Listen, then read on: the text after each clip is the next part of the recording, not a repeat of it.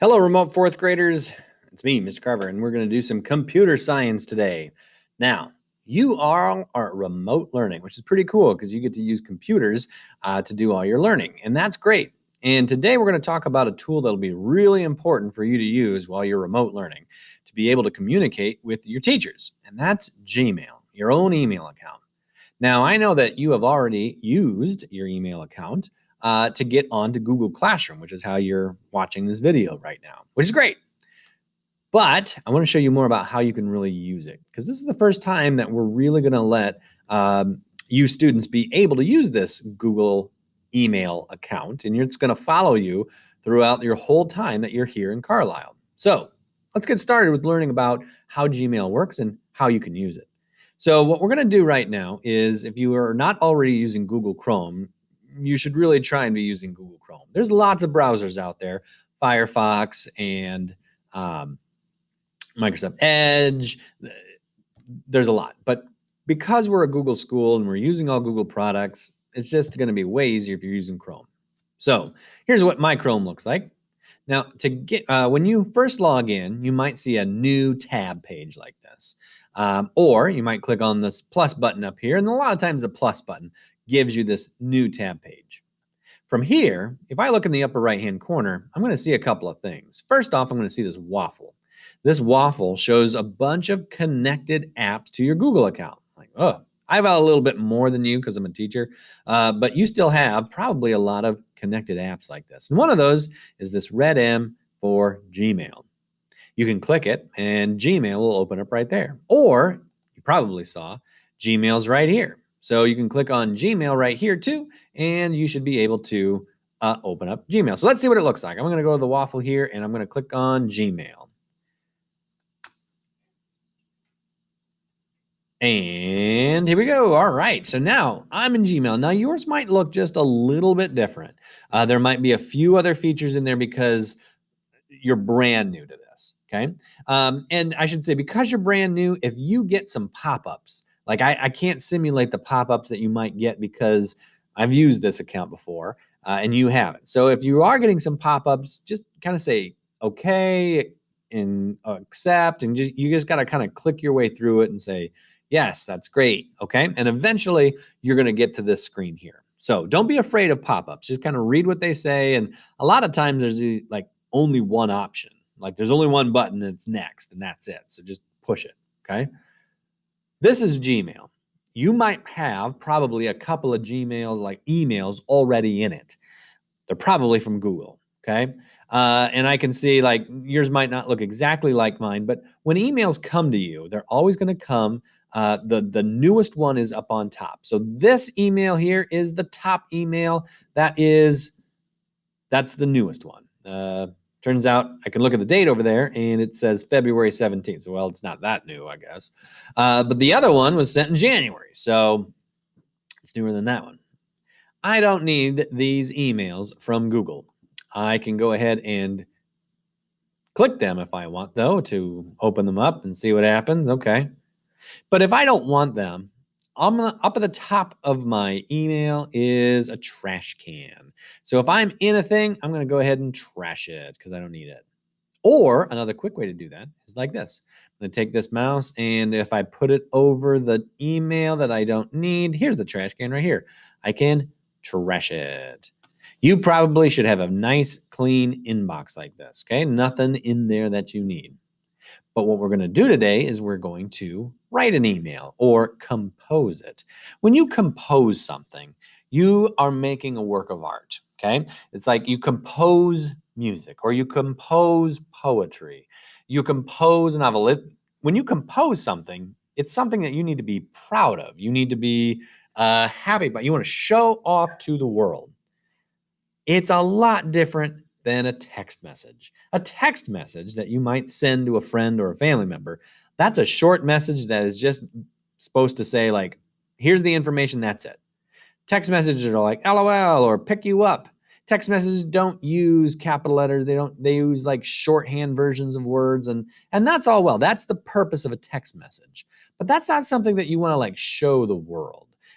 When you compose an email, we're going to compose it using proper sentences. We're going to use capital letters. We're going to use punctuation mark. We're going to use complete thoughts. We're going to sound like it makes sense, because I want you to get this in your head. An email is not a text message.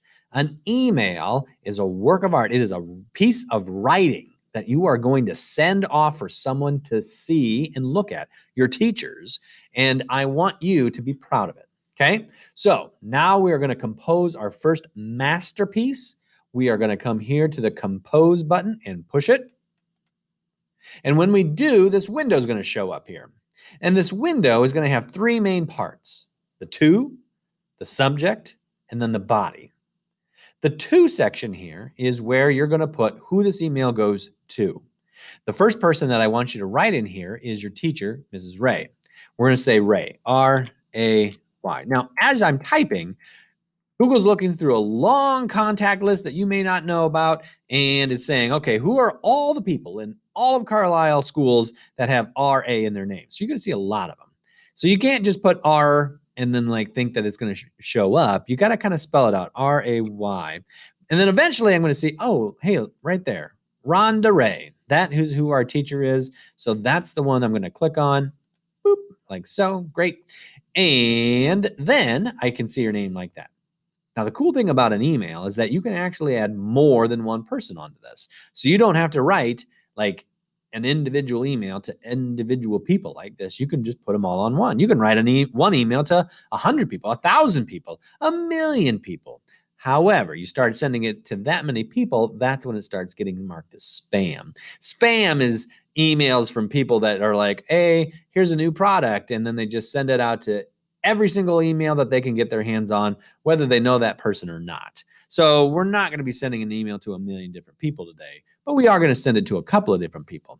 Notice how that blinking line's still there? Well, that's because I want you to type another name, my name. I want you to go ahead and type D-A-N. Now, there's a lot of Dans in Daniels in the Carlisle schools. And I know I see my name up on top, but just in case you don't see your name on top, you might have to do by a last name. It's more common that a person shares a first name than a last name. So let's see, I'm going to write Carver. C-A-R-V-A, there I am, Carver, Daniel Carver. When I click my name, now you see two names up at the top, and that means that you can send an email to both. Now I'm going to click on subject. The subject of an email is like the title of a book. It says, what is this email about? Now, Mrs. Ray and myself, we get so many emails during the day, and I can't possibly figure out which email is important and which email is not.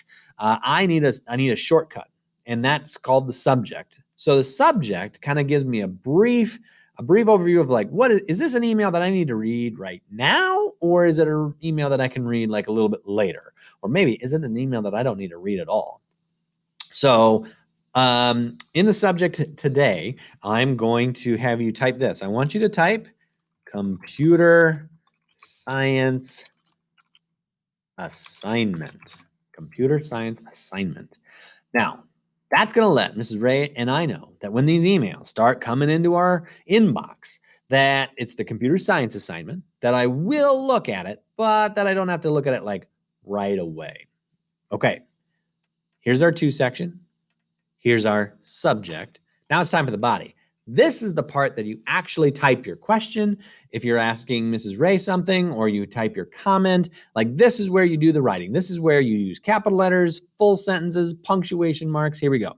What I want you to type to Mrs. Ray and I today is I want you to type one way that you used technology this summer, something digital.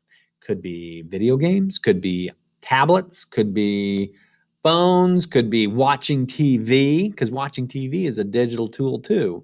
So I want you to type something to me, or you can type maybe 2 or 3 things if you want to. I'd love to hear from you about what you did with technology this summer.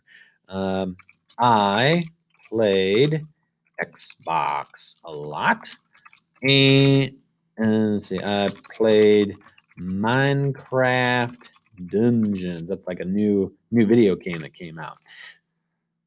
When you get done, and again, you can write as much as you want, okay? Try and do your best with your typing, but when you get done, then it's time to send it. So down at the bottom is the blue button that says send. So we're going to go ahead and push send. Now, it looks like the message just appeared, but what it really did is it sent it off to Mrs. Ray and myself. And in doing that, it is going to pop up in our inboxes, and then we'll be able to write back to you. And that'll be next time's lesson. Okay, now let's think about a different way that you could get to your inbox if you needed to. What if you're in Google Classroom? Here we are. This is a Google Classroom and I set up. It's kind of a test account, okay? And inside this Google Classroom, I might need to email Mrs. Ray. Notice that that waffle is still up at the top, and that's one way that you could get to it. But another way that you could email your teachers would be coming over to this tab called People. And in People, we're going to come down and you're going to see who the teachers are in your Google Classroom.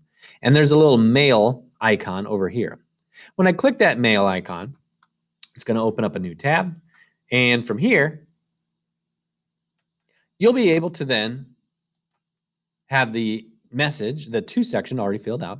The subject would go in here. And your body would go here. Now, you don't have to do this assignment twice. You don't have to send me 2 messages. Just one is good. But I want to show you how those are 2 ways that you can get to your email. Okay? All right. So what I want you to do is to go ahead and in your inbox, push that compose button, send a message to me and Mrs. Ray. Tell me what it is that you did with technology this summer. Could be absolutely anything. And then next time we get together, we will work on how to check that email and reply back to us.